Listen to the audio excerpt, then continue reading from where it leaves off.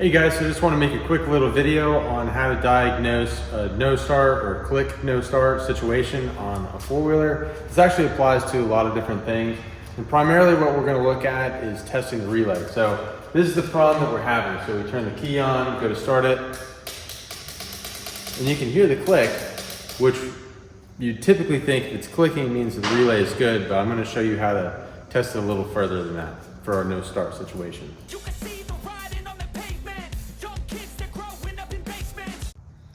So this right here is the relay, and what you have is you have the battery feed coming in, that's your positive. On the other side you have the lead that goes to the starter, and then you have your low voltage through your control wire, which is where your start button and everything is this plug here.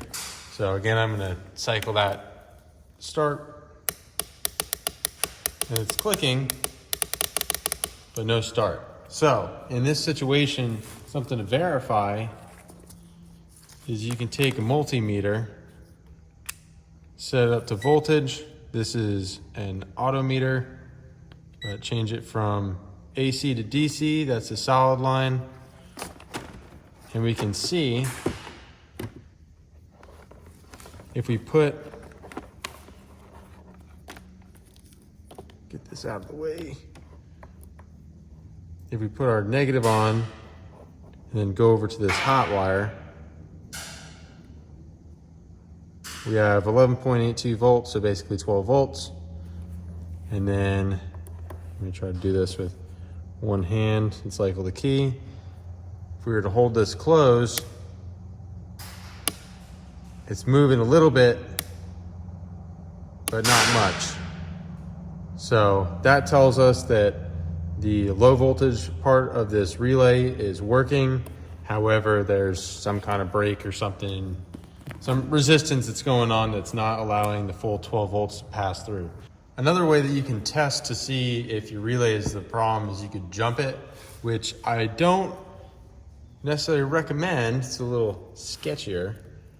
You can go ahead and set that there. So that turned over the starter. So I've got a new relay already. I'm gonna go ahead and pop this in. We'll see if this fixes our problem.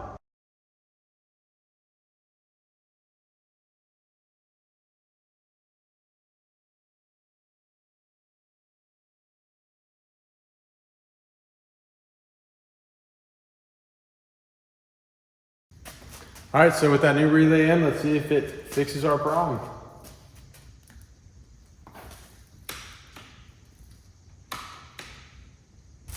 All right, well, I blew a fuse whenever I was installing that new relay and it sparked on something. I think the two leads touched each other. And I don't have another one here in the shop. I have to pick up some. So I'm just gonna jump it with this wire just to proof of concept.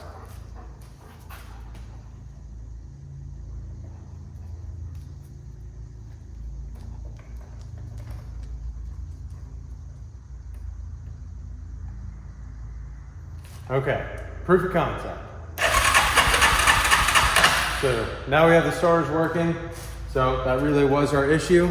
So we have that fixed. Hopefully this video helps you guys. Hopefully you don't blow a fuse on in the process of changing it out. But anyways, thank you all for taking a look at the video. Hopefully it helped you, and catch you on the next one.